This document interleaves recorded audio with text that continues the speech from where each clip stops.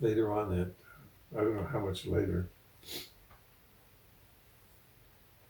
I Med-I-Vac home. I Med-I-Vac from 249 General Hospital in Japan back to Fort Ord Hospital. And we fly back on a big medical plane. Stretchers are hung on the walls. There's wheelchair ramps and so forth. And all of us that are stretcher cases can't walk or sedated, and we're just laying in a stretcher on the airplane. And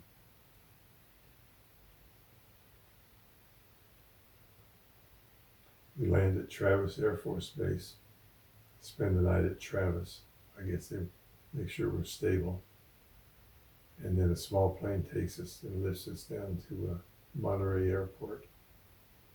And that's where PTSD kicked in for me, in Monterey that morning.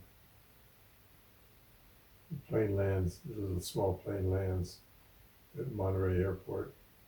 And there's buses that come out from Fort Ord to take us wounded guys home, back to the Fort Ord Hospital.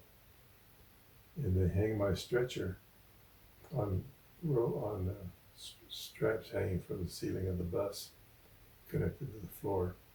And they hook the stretcher in the case of it. So I'm right at window level as we're leaving Monterey Airport.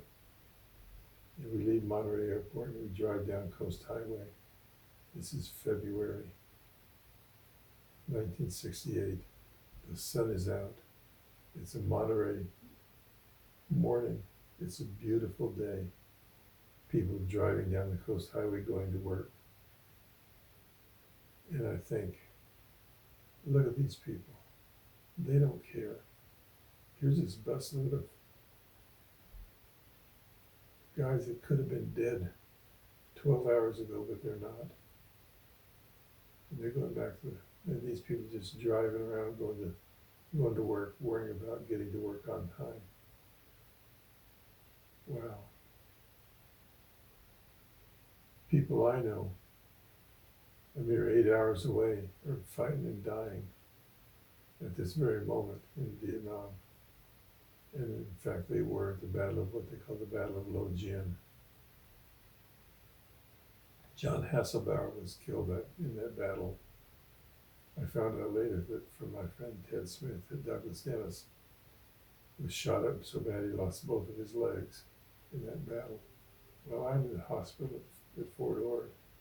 These guys are out fighting, and PTSD kicks in. And I think if I hadn't got hurt, maybe I could have been there and done something so that somebody would not have been hurt. But here I am. I can't do anything to help. I'm way over here in the United States. And I can't help my guys. But so guilt sits in, so what they call survivor's guilt kicks in. And you think, oh God, if I hadn't got hurt, maybe I could have done something to prevent somebody else from getting hurt. But no, I couldn't. I can't do anything now because I'm way over here and they're way over there. And I think I still have dirt and I still have blood on me from Vietnam. And I'm sitting in this hospital bed in Japan, or I'm sitting driving down the Coast Highway on this bus. I don't have a worry in the world. I'm not dead. I'm just shot up a little bit. Not a big deal. The survivor's guilt kicks in real heavy, and I still carry that with me.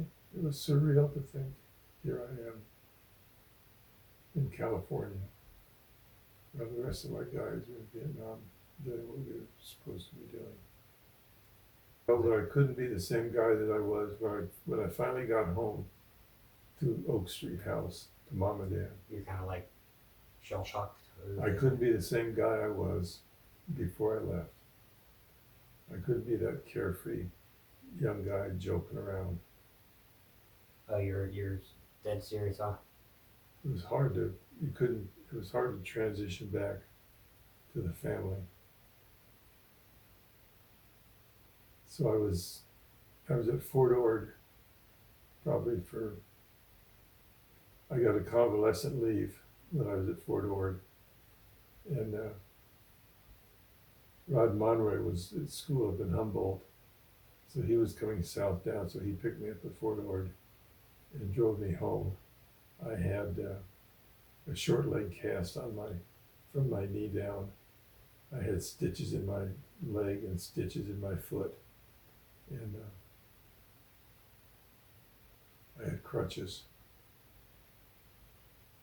And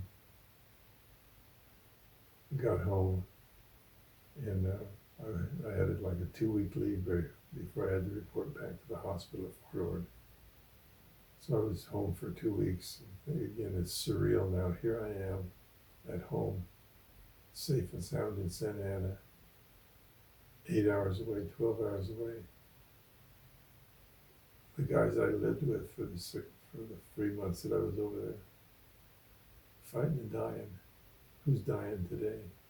Who's going to live today? Who's not going to live today? So it's this survivor guilt thing kicks in a lot. It's as you think about what's going on in the rest of the world. But I never burdened mom and dad with any of this information.